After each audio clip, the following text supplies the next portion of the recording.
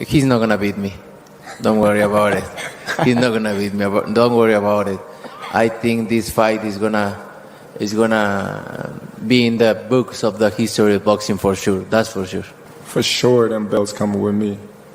They coming home with me. I'm telling you right now. You can see it, but it's gonna be difficult. You take it to you. I'm taking them.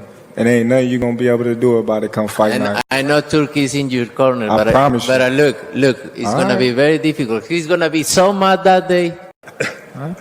I see you. I see you. I see you too. See, I'm different than all the other ones. No, I see you. No, you don't look different. You're nothing different. I'm different. Nothing different. I'm different.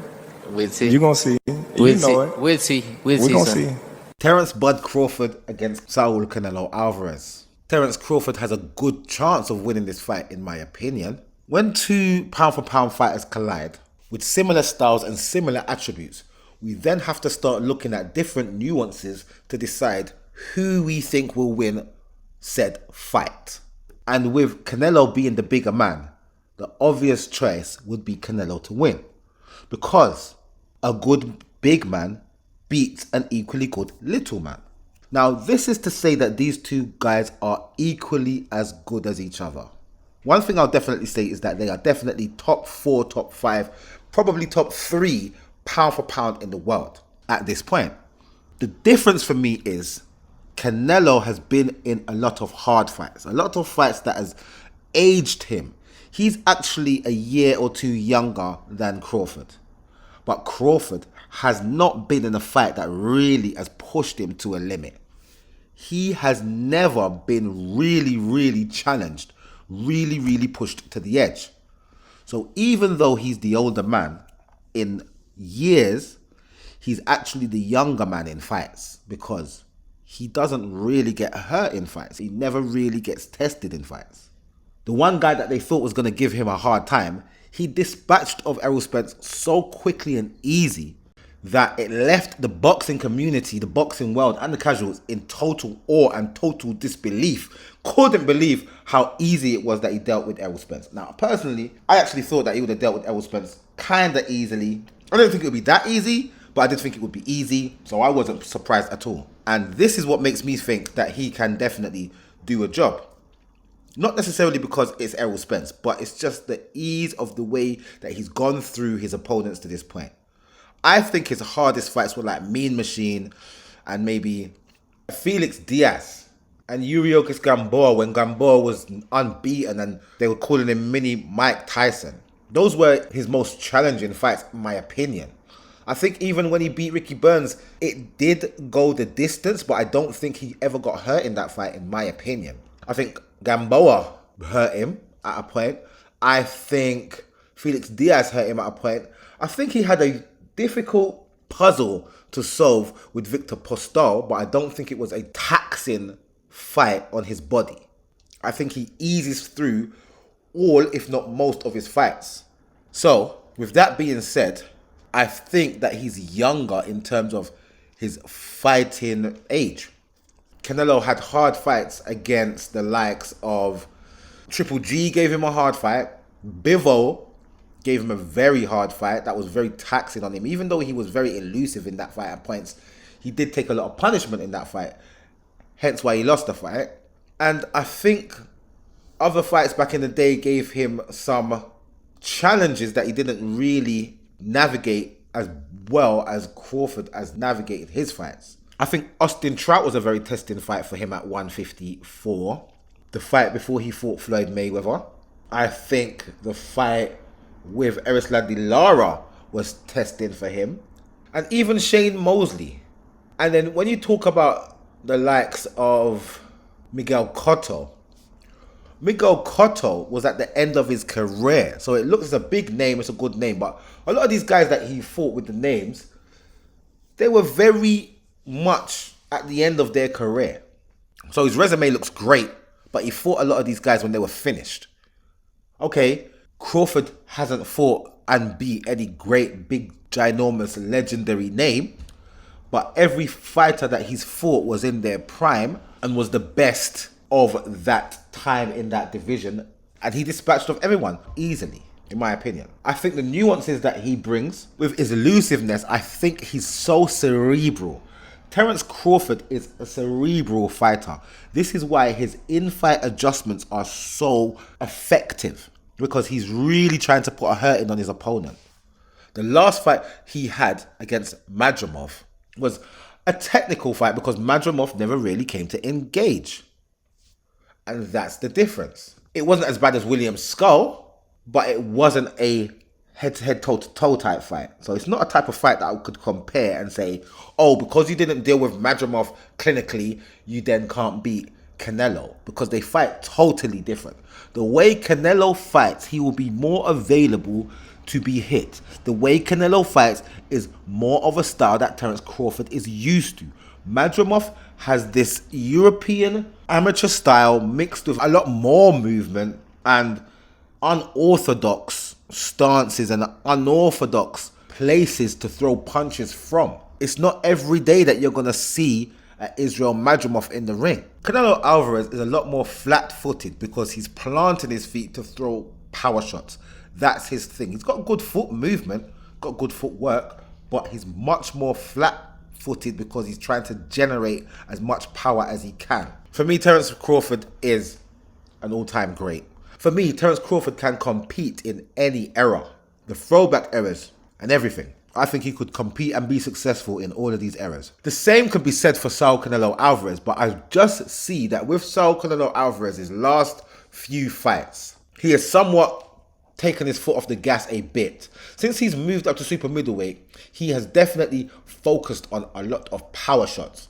So his output has gone down, but he's throwing a lot more power shots. He's concentrating on throwing power shots all the time. This is why when people even block his punches, he'll bust your arm up. You can ask the likes of Callum Smith. I just think that Crawford will not allow for that to be a factor because I think he will have more of an output. The problem I have with Crawford is that this is the first time he's fought at this weight class and he hasn't had a fight in a whole year. These two things don't bode well. At the same time, we don't know about the gym wars that he's been having for the past year, while he has been building himself up in weight to reach this 168 limit. I believe he'll come in at about 165, somewhere around there. At the same time, he's never fought at this weight and gone 12 rounds at this weight under the hot lights. He may have done 120 rounds in sparring. He may have done multiple 15-round sessions in sparring at this weight. But that's sparring. That's not under the lights. That's not without head guards. That's not with 10-ounce gloves. Are they still using 8 ounces here? I think they use 10 ounces at super middleweight. I'm sure it goes from 8 to 10 at around middleweight. So anyway. So with that being said, I think he's made it a big challenge for himself. He's been doing this for such a long time that he's accustomed to fighting. He doesn't ever have to get ready. So he's kept his body in tip-top shape for the whole of his career. He's never out of the gym. Whether he's fighting or not, he's never out of the gym. With that being said, I believe he has a game plan where he will beat Canelo Alvarez. I don't see him stopping Canelo. Bivol couldn't stop Canelo. Triple G couldn't stop Canelo. I can't see Crawford stopping Canelo. But I can see him defying logic and pulling off the upset because I believe that Canelo Alvarez has slowed down his output, concentrating more on power shots, and I don't know how easy it is for him to now pick the pace up and start throwing more punches now. I don't think he will intimidate Crawford as much as he's intimidated all the rest of his opponents to this point. The problem I also have with Crawford is how does he handle taking shots from Canelo Alvarez? That's what's really going to make me see if he can win this fight or not. His reactions to taking the shots that Canelo Alvarez is throwing out. Canelo has proved to have heavy hands. He's knocked out big guys. He's dropped big guys. We've seen it. So he's proved to have heavy hands. Crawford's reactions to the shots that he's going to receive from Canelo will determine, for me, if he can or can't win this fight. Crawford isn't going to be on the back foot. When I say he's not going to be on the back foot, I mean he's not going to be cat and mousing like Turkey Al-Sheikh's been talking about. Like William Skull did, like Balanga, like Munguia, like Charlo. He will be there like Ryder. John Ryder really put himself in danger because he really wanted to win and he really thought he could win. So he put himself in the line of danger and he did not run around the ring like he's chasing a hare. There was no cat and mouse in that fight. And this is going to be how Crawford will be approaching the fight. So for me, he's going to be available to take shots because I haven't seen Crawford in a fight where he doesn't take shots. It's just that he reacts well and he doesn't take shots flush. That's going to be very important. You can't take any flush shots. So with that being said, the avenue to victory for Terence Bud Crawford is to stay cerebral, and you need to fight perfect. You need a perfect fight here. And you need to get the least amount of shots taken, especially to the jawbone. Because Canelo can definitely rip shots in and definitely hurt you. So this is my take on how Crawford can win. Crawford is very cerebral. He's very nuanced. And the switch hitting thing is something that he's done throughout his career. How he does that in this fight would be telling, because that's an area where he can get hurt by Canelo.